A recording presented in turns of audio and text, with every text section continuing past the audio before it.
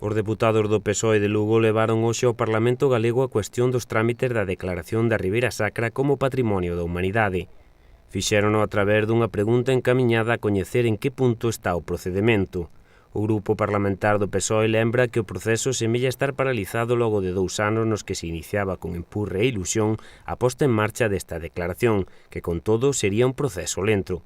No seu escrito, o PSOE pregúntase se nesta demora na que falan de paralización se debe aos problemas surdidos pola delimitación da zona a incluir, polas protestas xeradas pola escasa información e implicación da veciñanza e colectivos implicados ou polas dificultades que podría xerar a protección de cara ao desenvolvemento de certas actividades económicas, entre outros debates.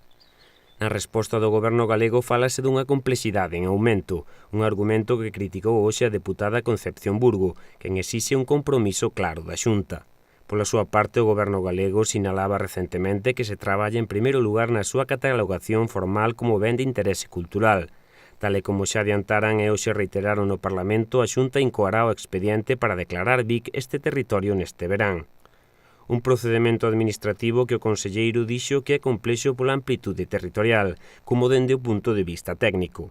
Román Rodríguez sinalou e lembrou que dende o momento no que a Xunta recibiu a documentación de base dende a Dirección Xeral do Patrimonio Cultural, estáse a traballar naquelas partes do expediente de declaración que é preciso presentar ante o Centro de Patrimonio Mundial.